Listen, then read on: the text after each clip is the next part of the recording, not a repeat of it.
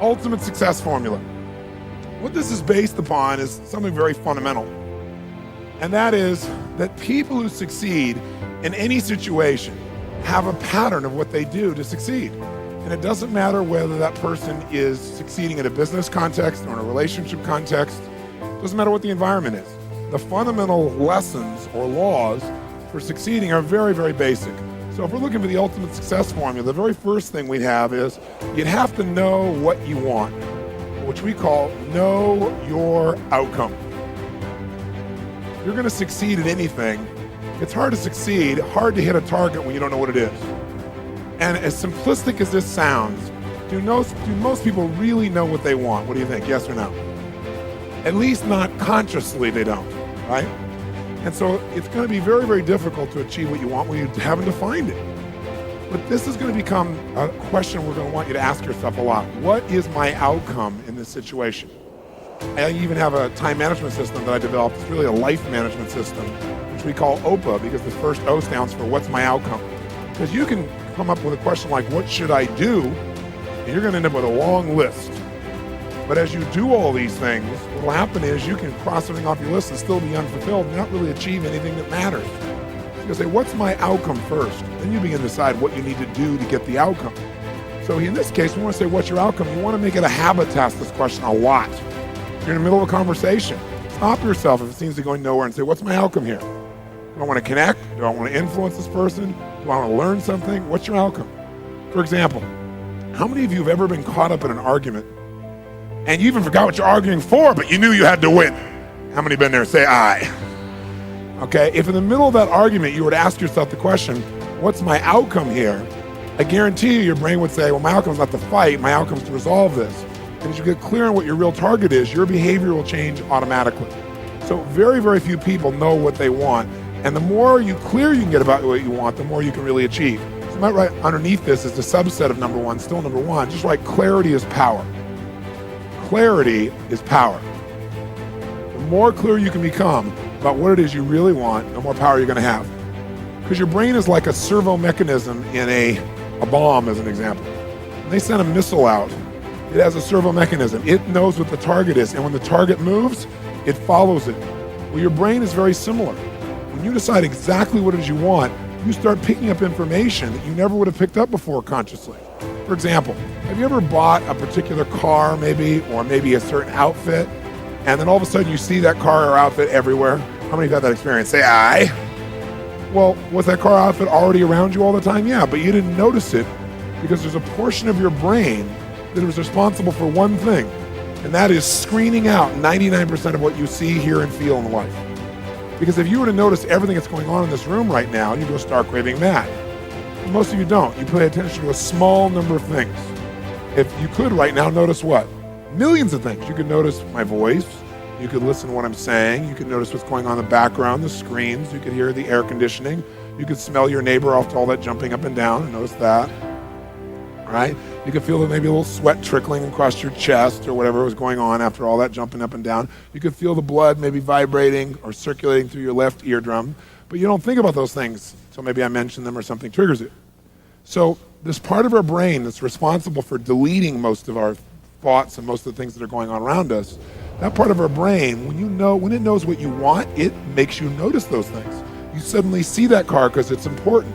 It's called the reticular activating system. You don't have to write all that down. For short, it's called RAS. The reticular activating system tells your brain what to pay attention to. So when you say, this is what I really want, now anything that relates to that you wouldn't have noticed before will start popping up into your focus.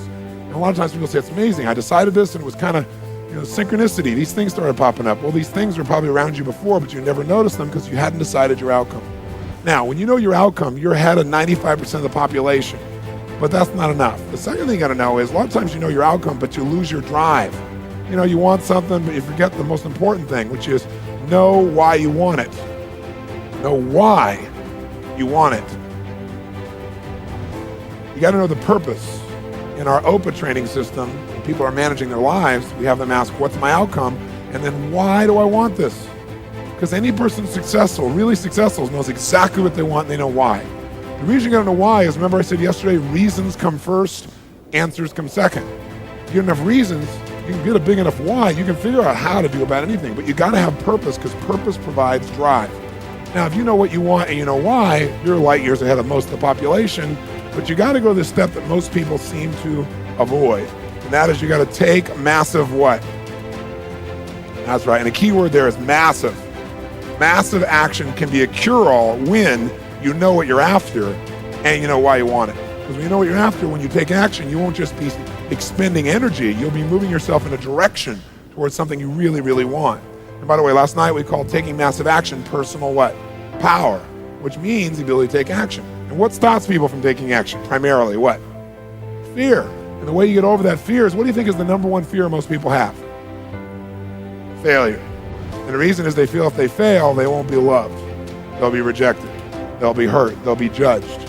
So what they really are afraid of is losing love. And they think that this rejection, or I should say this failure, will lead to that rejection or loss of love. The truth of the matter is, you can't fail unless you don't try. You try something that doesn't work, you just learn from it, and that'll make you better the next time you go about it. Now, if you know your outcome, know why you want it, and take massive action, you're now in the most small percentile of people on the planet. So what's the next step, though? Well, you can take a lot of action and get caught up in a pattern. Like, you become so determined that you became like tunnel vision, like, I know this is going to work. And so you keep running east looking for a sunset with total certainty and a lot of belief. High standards still doesn't work. So what you have to be able to do to succeed so you don't get caught up in some old pattern is you got to know what you're getting. Know what you are. Know what you're getting. The word we use for this is, for short, is we call it sensory acuity. Sensory acuity is the idea that you want to become acutely sensitive to whether what you're doing is working or not. You don't want to just say, okay, I know what I want, I know why I want it, I'm just going to make it happen, this is how I'm going to do it. You keep hammering it, hammering it, hammering it, doing something that doesn't work. And people do this all the time, right? Do the same thing over and over again, expecting a different result. That's called insanity. You can't do the same thing again and again, expect a different result when you can see it doesn't get the result. But we get caught up in our patterns. So we want to get really sensitized, acutely sensitized, sensory acuity, to whether what we're doing is working or not. And by the way, sensory acuity is really the measure of a person's intelligence. What I mean by that is, how do we measure intelligence? Intelligence is a measure of the number and quality of distinctions you have in a given situation. Like, for example, if you talk to Eskimos, that's actually not the politically correct term anymore, I guess it's Inouye. You talk to an Inouye, what we formerly called Eskimos, you'd find out that Inouye have more than a dozen words for the word snow. More than a dozen. Now, I'm from Southern California. Guess how many words I have for snow? One. I don't see any of it. It's called snow, baby. Right? But they got to know what kind of snow. They got to make more refined distinctions to be effective in the world, to get their outcomes. They got to know what kind of snow you can build an igloo out of, what kind of snow you can take your dogs through, what kind of snow you can eat, right? What kind of snow you're going to fall through. So who has more intelligence, who has more power in that snowy environment? The Eskimo or me? Which one? Eskimo, because they have more sensory acuity. They have more refined distinctions about what each of these elements mean versus I just see it as snow. Now, if you took that Eskimo and you stuck him in my car in Los Angeles, then we'd find out that maybe I have a little more intelligence, because he might try to steer the thing using the rearview mirror. Right? He just doesn't know. So since he doesn't have that acuity, he doesn't have those distinctions, he wouldn't do terribly well there. See, some people, I could hold this up and I could say, what is this? And they'd say, well, it's a cylinder. Other people say, no, that's a blue, white, and black cylinder. Someone else says, no, that's a blue color marker. A few people say, no, that's not just a blue color marker. That is a Pilot super color, bright and wide color marker, and if you get it in your clothes, it'll never come out. Now, which one of those people has more power? 1, 2, 3, or 4? 4, because they have the largest number of distinctions. So now, if you know your outcome, you know why you want it. You got your purpose. You got your drive. You got your A and OPA. This is outcome, purpose, action. You know the massive action. You're taking action, and you notice if it's working. What happens if you notice it's not working? You're taking action, but it's not getting you closer to your outcome. What's the obvious 5th step?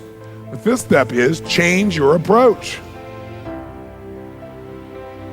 Change your approach. If what you're doing, your acuity says, is not working, change it. Now, what if you change your approach and that's still not working? Then what would you do? What would you do? Come on, what would you do? Change it again. Keep yourself in a peak state. Sit up in your chair. Some of you have gone back into that deep hypnotic state of learning, I can see. And what if you tried that and it didn't work? Then what would you do? What if that doesn't work? What do you do? And what if that doesn't work? What do you do? What if that doesn't work? What do you do?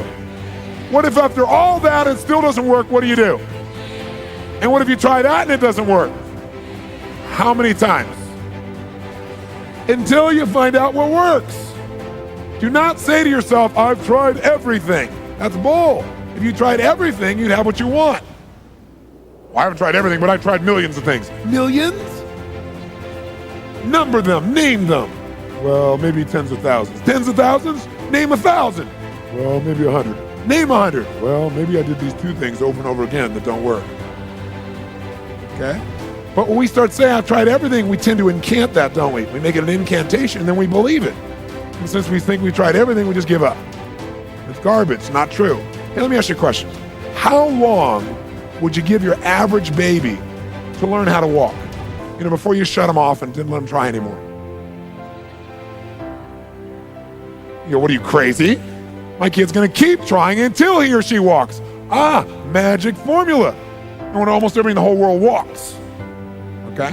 So this is the ultimate success formula. It comes down to knowing what you want, why you want it, taking massive action, know if it's working, and simply changing your approach until you get it. That's it. Anyone who succeeds does this. They may not call it Robbins' ultimate success formula, but I guarantee they did it.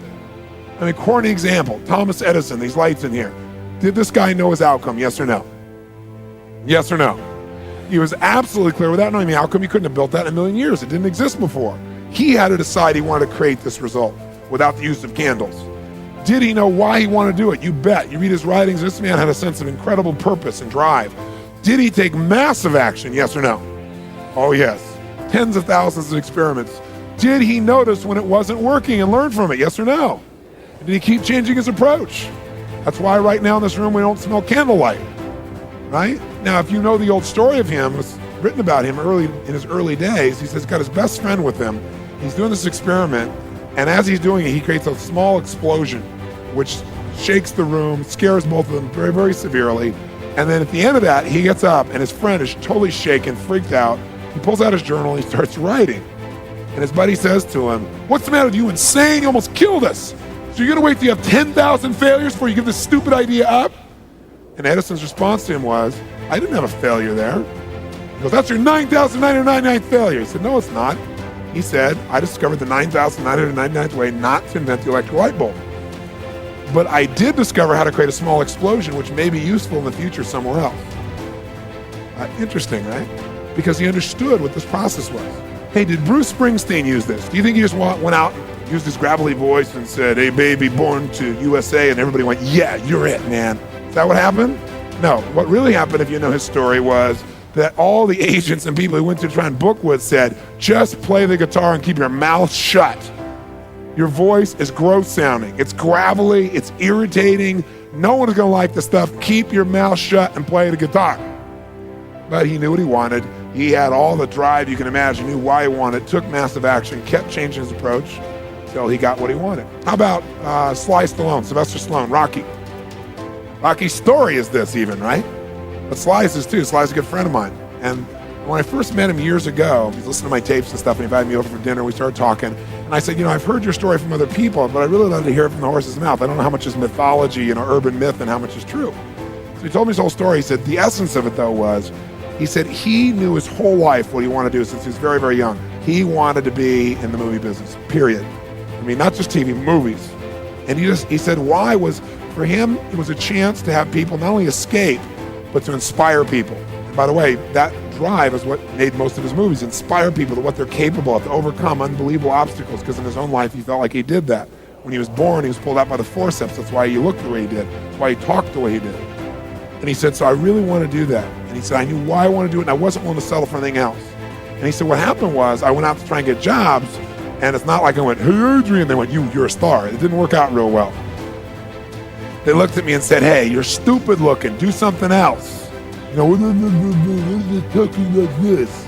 There's no place for you in that stuff. You're never going to be a star in the movies. You're insane. No one's going to want to listen to somebody who looks dopey and talks out of the side of their mouth, right? And he got no after no after no after no.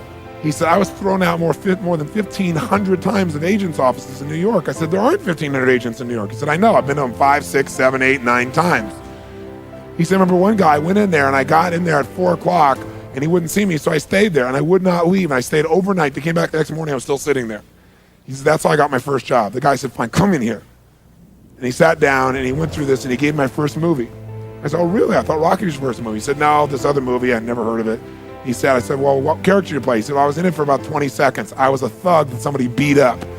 He said, because they made me feel like, people hate your guts. You getting beat up will be a good thing. And he did like 3 movies like that.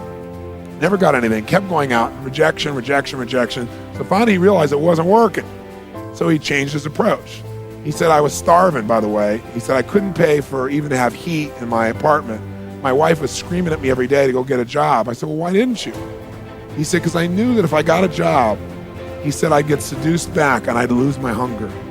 He said, I knew that the only way I could do this is if it was the only choice, if I burned all other bridges. Because if I did a normal job, pretty soon I'd be caught up in that rhythm and that stuff, and I'd feel okay about my life, and I feel like my dream would just gradually disappear. He said, I wanted to keep that hunger. That hunger was the only thing I thought was my advantage. He said, my wife didn't understand that at all. He said, we'd have these vicious fights, and he said it was freezing. So I was broke, we had no money, and he said, so I finally went to the public library one day because it was warm. He said, I didn't want to read anything. So I went in, New York Public Library. He said, I was hanging out there, and I sat down in this chair, and somebody left a book there. And he said, I looked down at this book, and it were the poems of Edgar Allan, stories of Edgar Allan Poe. And he said, so I started reading it, and he said, I got totally into Edgar Allan Poe. And he said, I know everything about it. He goes on for another 20 minutes telling me about Edgar Allan Poe. He knows everything, how he died, what it was about, what really happened. And I said, well, what did Poe do for you? He said, Poe got me out of myself. He got me to think about how I could touch other people and not worry about myself so much. And he said, it made me decide to become a writer. I said, just imagine Rocky the writer, right? And he said, so I tried to write a bunch of screenplays, nothing worked. I was totally broke. He said, I didn't even have $50. And he said, and finally, he said, I sold a script. It was called Paradise Alley. He said, it's a movie I made many years later, but I sold it. And he said, I sold it for $100. He said, but $100 was a ton of money, man. I was so thrilled. I thought, I'm on my way. But it never led to anything. And he said, so finally, he said, I kept going and going. He said, finally, we were so broke. He said, I hawked my wife's jewelry. He said, Tony, there's some things in life you should never do. He said, that was basically the end of our relationship. She hated my guts so much. He said, now we were so broke, we had nothing, no food, no money. And he said, the one thing I loved most in the world was my dog. He said, I love my dog because he gave me unconditional love, unlike my wife. And he said, so what happened was, though, we were so broke that to survive, I couldn't even feed my dog. So I went to a liquor store. He said, it was the lowest day of my life. And I stood outside the liquor store trying to sell my dog to strangers. He said, I tried to sell my dog for $50. And he said that finally this one guy negotiated with me and bought my dog for me, my best friend on earth, for $25. He said, I walked away from there and I cried. He said, it was the worst thing that ever happened in my life. He said, 2 weeks later, I'm watching a fight between Muhammad Ali and Wepner, this white guy that's getting bludgeoned but just keeps on coming even though he gets the hell beat out of him. And he said, I got an idea. He said, as soon as the fight ended, I started writing. He said, I wrote for 20 straight hours. I did not sleep. I wrote the entire movie in 20 hours straight. Right then, saw the fight, wrote the movie, whole thing, done. He said, I was shaking at the end. I was so excited. He said, I really knew, man. I knew what I wanted. I knew why I wanted it. He said, just like you teach that formula. He said, but I said, man, I took the action. Now it's time to deliver. And so he said, I went out and started trying to sell it to agents. And they all would read it and they'd say, this is predictable. This is stupid. This is sappy. He said, I wrote down all the things they said and I read them the night of the Oscars when we won. Right? He said, it was really good, right? The greatest revenge is massive success. And he said, so what happened was, he said, I kept going, trying to sell it, nobody going, I'm broke, I'm starving. He said, finally, I meet these guys, they read it, and they believe in the script, and they love it. And they offer me $125,000 for my script. I said, oh my God, you must have been out of your mind. He said, I was. I said, just one thing though, guys, you got a deal based on one thing. And they said, what's that? He said, I got a star in it. They went, pfft. What are you talking about? You're a writer. He said, no, I'm an actor. He said, no, you're a writer. He said, no, I'm an actor. That is my story, and I'm Rocky. He said, I got to play it. I got to be the head person. I got to be the starring role. And they said, there's no way. We're not going to pay you $125,000, take some no name and stick you in that and throw our money away. We need a star, And they want to have Ryan O'Neal play Rocky. Give you a picture. Can you imagine? That's who they picked, right? And so he said, no way, Ryan O'Neal isn't Rocky, I'm Rocky. Went through this whole thing, right? They said, well, take it or leave it. He said, I left the room. I said, that's what you believe, you don't get my script, and he left. Here's a man with no money, none, totally broke, offered $125,000 more money he'd seen in his lifetime, and he walked away because he knew his real what? Knew his real what? And why he wanted, he was committed to it. So he said they called him a few weeks later, and they came and brought him back, and they offered him $250,000 not to star in his own movie. He turned it down, $250,000. They came back, their final offer was $325,000. They wanted this thing. He said, not without me, and they said no. They finally compromised, and they gave him $35,000 and points in the movie, because they said, if this is going to happen, then you're going to take the risk with us. And the bottom line is, we don't think it'll work, but at least we won't spend a bunch of money on you. And then they only spent $1 million to make Rocky, and it grossed $200 million at the time. I mean, it was done pretty well. What's interesting about this is, I said, what'd you do? I mean, even $35,000, it's not $250,000. That's a lot of money when you don't have 25 bucks. I said, what's the first thing you did? I figured you went out and partied or something. He said, I went to that liquor store for 3 straight days and hoped that the man who had my dog frequented the store. He said, because I want to buy back my dog. I thought that was so cool, right? That was really cool. I said, what happened? He said, third day I was there, this guy walks by and I see him and I can't believe it, and there's my dog. And I looked at him and I said, sir, remember me? And he said, it'd been about a month and a half by the time this had all come about. And he said, remember me? You know, I'm the guy that sold you the dog. And I go, yeah, I love the dog. He said, look, he said, I was so broke, I was starving. He's my best friend. I'm sure you love him too, but I gotta have him black. Please, I beg of you. He said, I'll pay you $100 for the dog. I know you paid me $25, but I'll give you $100. The man said, absolutely not, no way. He's my dog now, you can't buy him back, right? And Sly said, you know, Tony, you know how you say know your outcome? I said, yeah. He said, I knew it. And he said, I kept changing my approach, so I went $500 for the dog. The guy said, absolutely no way. He said, $1,000 for my dog. The guy said, no amount of money on earth is ever going to get this dog for you. So what'd you do? He said, I knew my outcome, right? Because he listened to these tapes, kept to him. He said, I decided to take massive action. He said, I got my dog. I just kept changing my approach, so I got it. I said, what'd it cost you?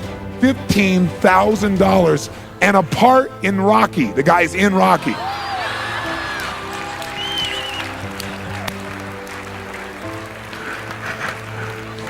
You know that dog in Rocky, Butt Kiss? That's Sly's real dog, right? That's the dog. He bought him back. So he put his dog in the movie, and he put the guy in the movie and paid $15,000 while he had $35,000. Isn't that pretty cool? That's pretty awesome.